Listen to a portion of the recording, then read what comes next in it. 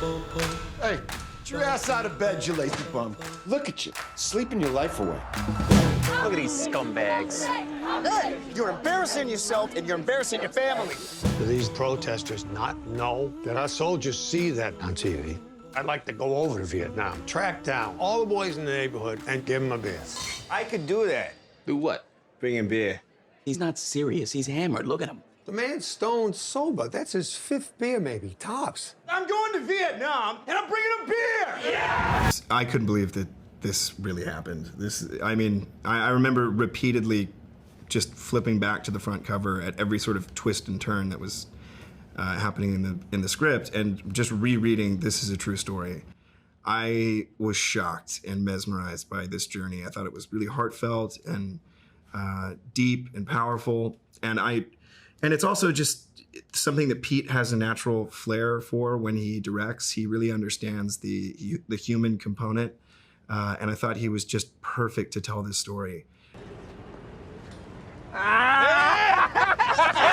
Chickie, what the hell are you doing here? Oh, you know, I was just in the neighborhood. No, seriously, what are you doing? Guys, this is my buddy from back home, Chickie Donohue. Yeah. Got some pretty screwy friends, Collins. Oh, without a doubt. Guess what? This screwy friend just came 10,000 nautical miles to deliver your ass a sudsy thank you card. Well, for one thing, it's told from a civilian perspective. Yeah. Most Vietnam War movies, or all that I know of, are told from the soldier's point of view.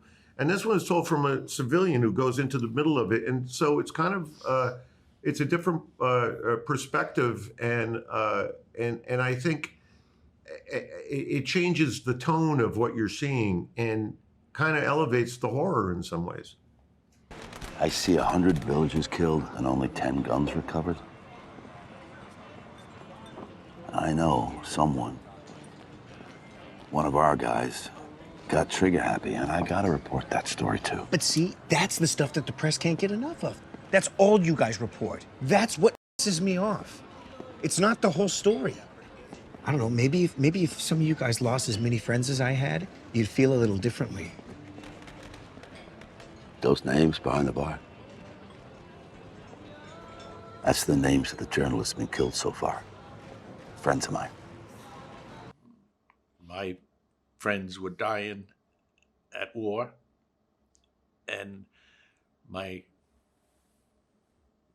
people who lived in my hometown were demonstrating against, in the end, them, referring to the baby killers, things like that, and it hurt. It absolutely hurt.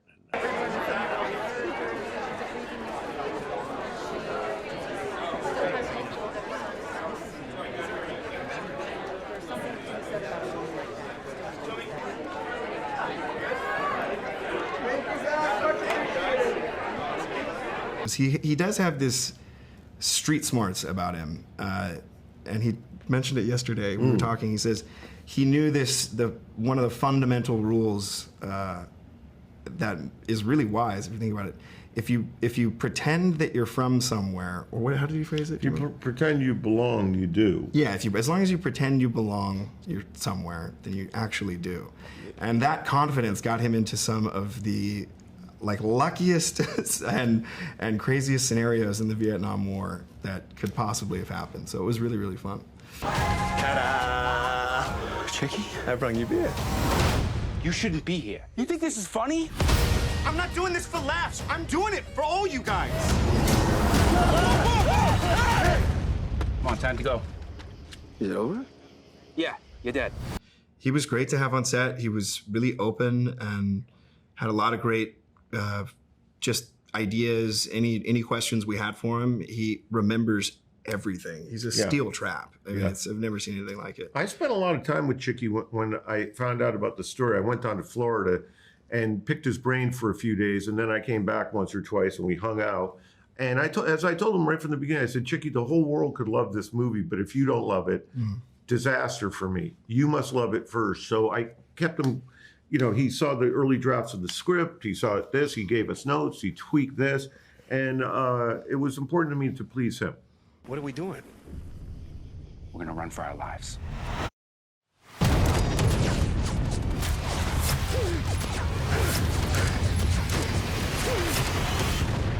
We're halfway home. Halfway? I'm Chickie Donohue, and I am not supposed to be in Vietnam. I was amazed at how Zac showed his emotions, and some of them were spot on of how I felt at that time. That was an amazing feeling to see someone up there playing me and acting and expressing those emotions, and that's exactly how I felt. And first I looked at it, I said, you know, that I felt just like that. And then I realized that's supposed to be me. It was an amazing thing. I didn't come all this way just to quit. Somebody's got to be here to see what's going on.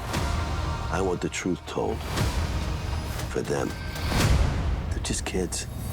You're gonna find out it's a lot harder to get out of a war than it is to get into one. I'm trying to show them that somebody back home is still behind her. You got a good heart, Chickie. It's your brains I'm worried about. Who's this hand job? It's my next door neighbor. He brought me a beer.